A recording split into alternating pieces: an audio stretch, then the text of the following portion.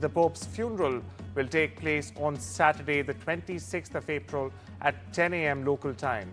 The Vatican also released the first images of the body of Pope Francis in a casket with Vatican Secretary of State praying over him. Now, the Pope is dressed in a red robe as on your screens with papal mitre on his head and a rosary in his hand.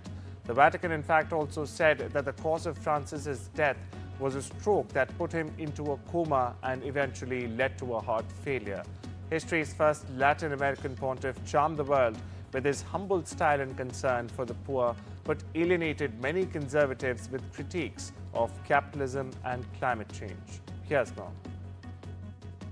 Mourners from across Italy, across Europe, and increasingly from around the world are gathering here in Rome and in Vatican City behind me after the news of Pope Francis's death was announced on Monday morning, local time. In terms of his funeral service, we'll be getting more details in the coming days. But Pope Francis was a pope who lived a relatively simple life compared to some of his predecessors, and it seems that he's very much hoping that that wish will be respected in death as well, opting for a simple remembrance of his life, doing away with some of the traditions that are usually seen when it comes to the funeral of a pope. Of course, there are questions now as well about who the next pope will be and who cardinals will pick when they form a conclave to appoint a successor. Pope Francis was, of course, the first pope to come from the southern hemisphere. A lot of people wondering whether that might be something that is repeated or whether they will revert to the tradition of picking a pope from either Italy or from Europe more widely. US Vice President J.D. Vance and his family visited Jaipur's historic Amer Fort as part of their 4-day India tour, which is ongoing. Rajasthan Chief Minister and Deputy Chief Minister Diya Kumari welcomed the Vances as they reached Amer Fort at the first courtyard called the Jaleb Chowk. Now, the Vance family watched a traditional Rajasthani folk performance as well. Vance is scheduled to deliver a lecture on US-India relations at the Rajasthan International Centre, or the RIC, later this afternoon. It will be attended by diplomats, Indian officials, academics and policy experts as well.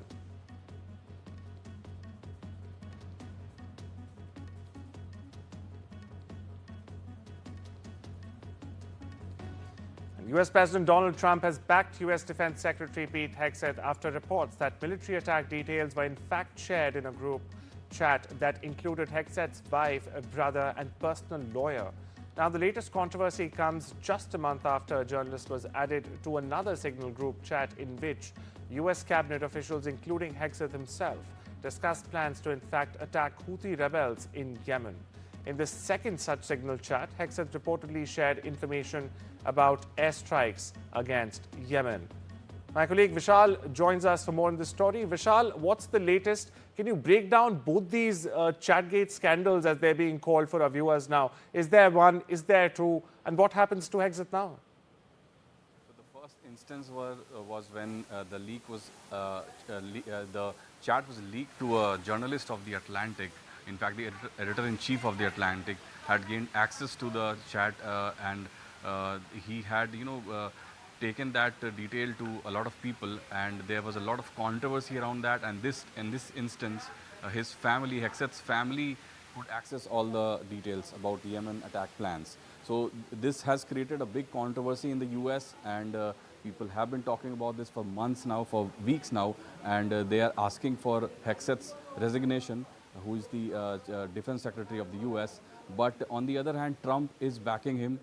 Trump has been backing him for weeks now, and he has said that this is bound to happen. This happened the last time, and he is falling behind him, and he is repeatedly saying that Hegseth is not to be blamed. In fact, he has said that Hegseth has been doing a very good job and that he won't be fired. But on the other hand, there are reports that suggest that he could be laid off anytime, but White House has rubbished those reports and said that Hegseth will stay, and these reports are fake. So a lot of back and forth has been going on as far as this chat leak story is concerned. What will happen, that remains to be seen, but Hegseth seems to be in hot soup at the moment, and the Damocles sword, so to speak, seems to be hanging over his head. Well, thank you so much for putting things in perspective there for us, Vishal. Moving on across the border now, Conservative leader Pierre Poilievre has said that his party will in fact release its costed platform on Tuesday, giving voters a sense of what a government led by him would eventually look like and where it would cut to pay for it all. Now, the platform release comes the day after advance polls close and less than a week before election day itself. Poilievre is the latest majority or major party leader, in fact, to release his plan after Liberal leader and his competitor Mark Carney and NDP's leader Jagmeet Singh launched theirs over the weekend. My colleague Mahas Siddiqui brings you the latest on the Canada elections. Liberals have announced, they have said that there will be, for the middle class, 1% reduction in the lowest tax bracket, which will put about $825 for the families of, for double income families rather, in a year. So clearly, as compared to the Liberals, the Conservatives are putting in some of these promises that seem very high value in terms of the cost or the spending on the government if they come to power. So the overall budget from the announcements made looks to be around $140 billion over the 4 years period, as compared to the Conservatives who've announced $129 billion as far as their spending is concerned, with around $35 billion for the first year of being in power. Apart from the middle class, housing is one important aspect. Apart from that, increasing the defense funding for NATO, about 2% is what both sides are promising. That is both the Conservatives and the Liberals. But how they are going to increase the spending is something that is not clear on either side, because at the present moment, it's about 1.4% of Canadian GDP that they put in NATO defense. So broadly, these are the aspects that have been highlighted. For our viewers just joining in now, PM Modi is all set to visit Saudi Arabia for the third time. He will arrive in Jeddah for a 2-day visit. Now, this makes Prime Minister the first Indian leader to visit Saudi Arabia's commercial hub in over 4 decades or 40 years. Now, trade and investment, energy and defense cooperation, regional security situation and connectivity initiatives are expected to figure in PM Modi's meeting with Saudi Arabia's Crown Prince Mohammed bin Salman. Meanwhile, NDTV is on the ground in Jeddah. My colleague Mohammed Ghazali brings us the latest report. Ghazali, what's the latest? What can we expect? The PM has a slew of high-profile meetings and sessions planned there. What's the latest you're picking up? See, first of all, a special gesture by the Saudi government, because Saudi F-15s escorted Prime Minister Modi's plane when it entered into Jeddah's airspace, and it is also a kind of signaling by the Saudi government when it comes to its partnership in the Southeast Asia.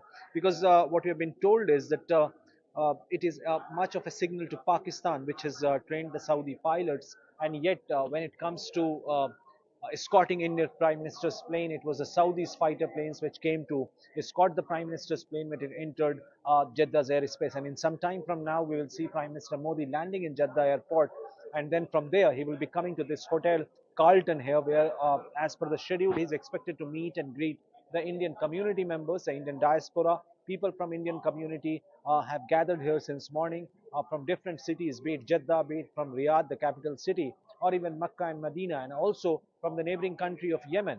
So Indian diaspora will be here, who will meet the Prime Minister, and they will share their views, ideas and thoughts. After that, the Prime Minister is expected to go to the Royal Palace.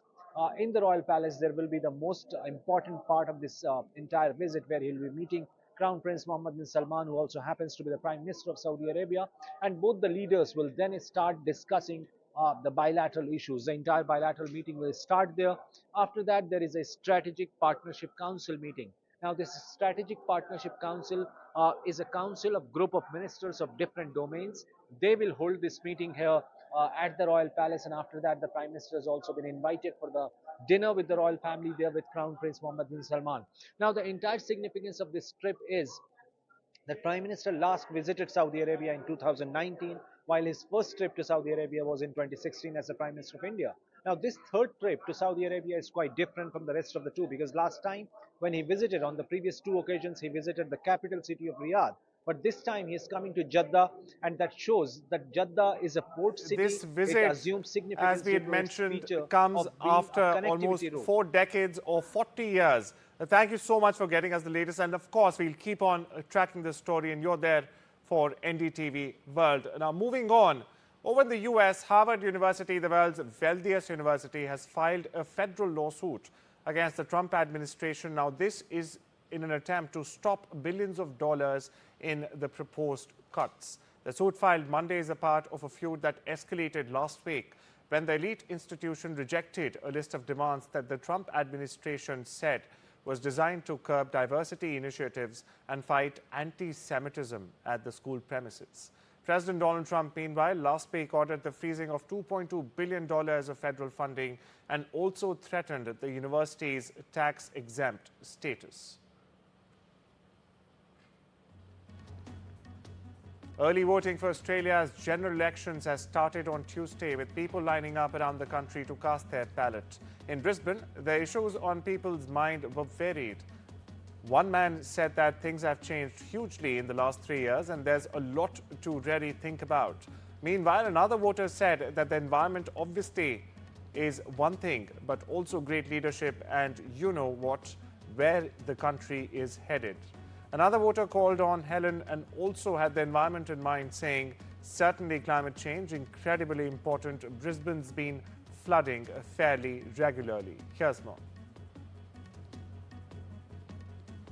Brisbane's been flooding fairly regularly. We skipped the last one by 0.3 of a metre, so I think that's incredibly important, and certainly for Brisbane, because we've had so many people move up here post-COVID, the homelessness crisis is also very important. So for me, those two major issues.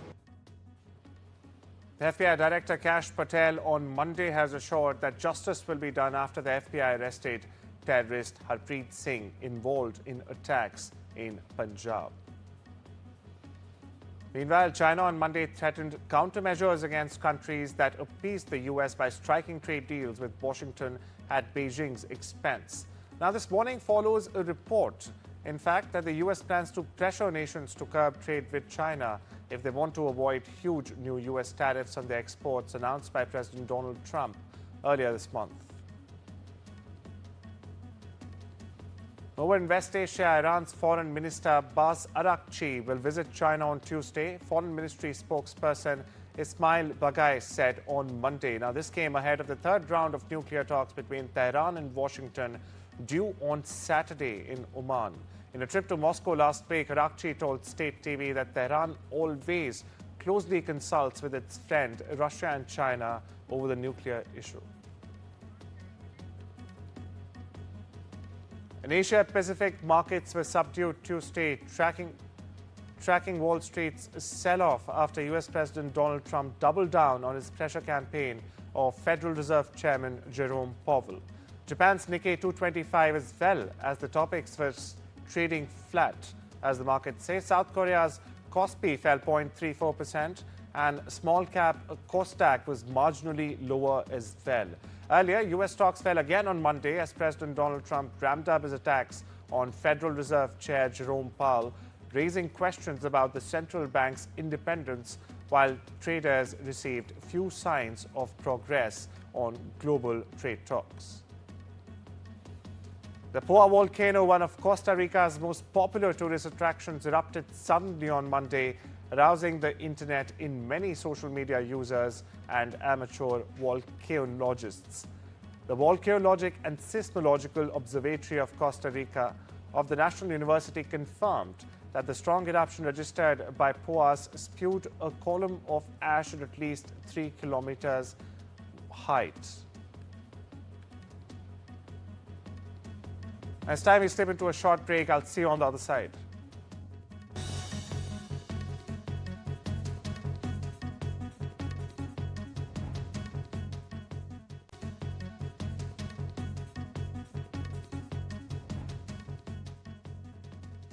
Welcome back. You're watching the World Report. On to some business news now. It's raining gold, apparently. Gold prices have skyrocketed and crossed the rupee 1 lakh mark for 10 grams in India.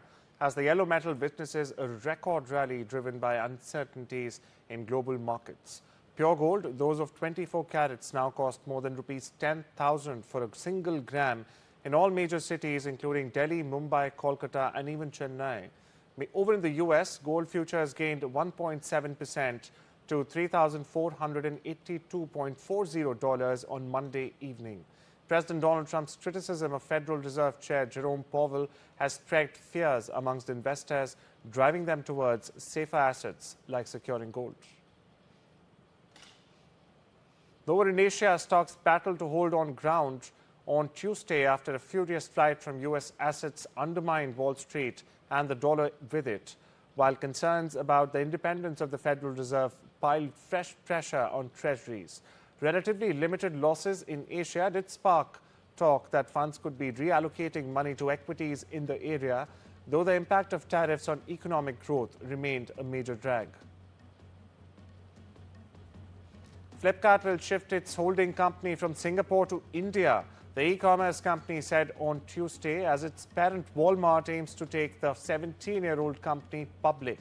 Now, many Indian startups that once chose to be based abroad for better access to capital and also smaller tax bills are now in fact queuing up to return home from financial hubs such as Singapore in this case and the US due to better initial public offering or IPO prospects in a country that does not allow dual listings. The US appeals court on Monday reviewed a proposed data privacy class action against Shopify, a decision that could make it easier for American courts to assert jurisdiction over internet-based platforms. In a 10-1 clear decision, the 9th US Circuit Court of Appeals in San Francisco, in fact, said that the Canadian e-commerce company can be sued in California for collecting personal information identifying data from people who make purchases on websites of retailers from the States.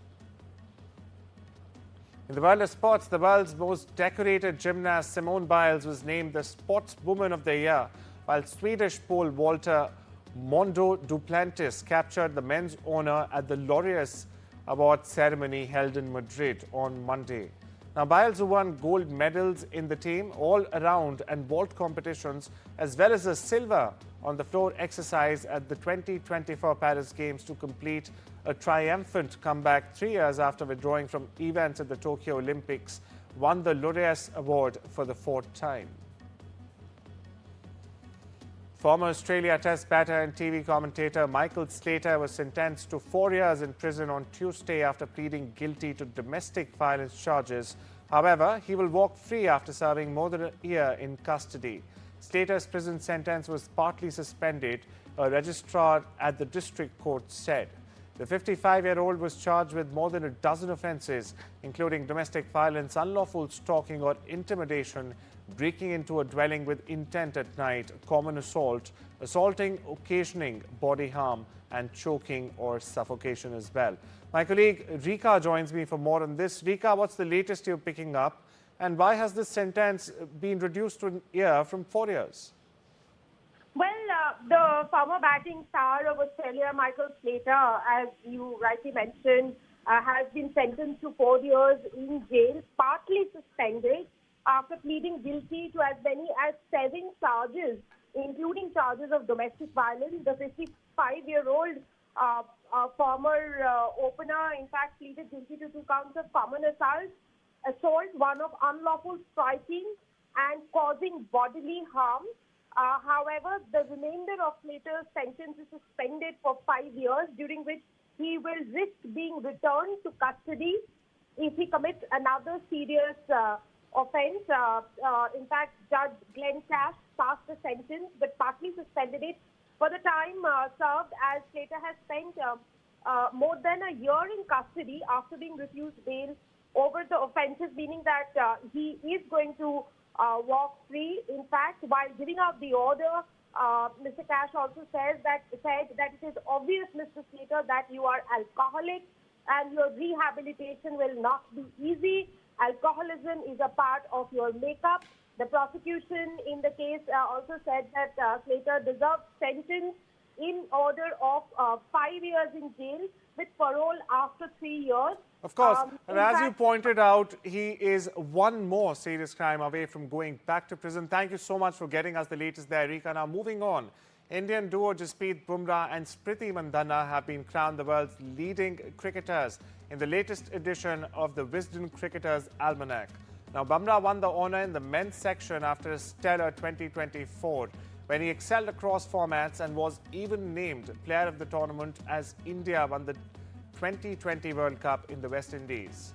Nicholas Pooran, meanwhile, was named as the leading T20 player in the world. According to reports, Kristen Stewart has officially married her longtime partner Dylan Mayer. The couple exchanged vows during an intimate ceremony at their Los Angeles home on Sunday. The couple reportedly also obtained a marriage license at the courthouse before celebrating their union, surrounded by a small group of close friends and family. Now, among these guests was actress Ashley Benson and her husband Branson Davids. The actor model Gigi Hadid is gearing up to celebrate her 30th birthday. The top supermodel will hit the big 30 on the 23rd this month. Hadid was born Jolin Norua Hadid on the 23rd of April in 1995 in Los Angeles to Yolanda Hadid, a Dutch-American former model, and Mohammed Hadid. He's a Palestinian-American real estate developer. Now, Hadid made her runway debut back in 2014 and her career has gone from strength to strength ever since. As one of the world's most successful models, Hadid has walked runways everywhere from Paris to Milan and New York, and also fronted campaigns for luxury brands like Versace, Tom Ford and Moschino. Finn Wolfhard is having a busy year. The actor recently made his directorial debut with the horror film Hell of a Summer, which he also starred in and co-wrote. Now, Wolfhard is also gearing up for the release of his first solo album, Happy Birthday, in June, and will top it all off with the final season of his show, Stranger Things, debuting on Netflix later this year. And Andor returns for its second season on Disney Plus with a 3-episode premiere Tuesday and the weight of the Star Wars galaxy seemingly on its shoulders. But creator Tony Gilroy says he and his collaborators have felt little pressure from Disney and Lucasfilms as they sought to tell the story of a growing revolutionary resentment against the Galactic Empire and the birth of the Rebel Alliance leading up to the events of the 2016 film he scripted, The Rogue One. Here's more. I think what makes this second season even stronger is that he knows us so well now, that he can write for us, also as performers, you know, and our characters are now rounded and robust because it's us and because we carry 2 years of knowing each other and working together, and he gets involved with the whole process, you know, so he edits, he's there always.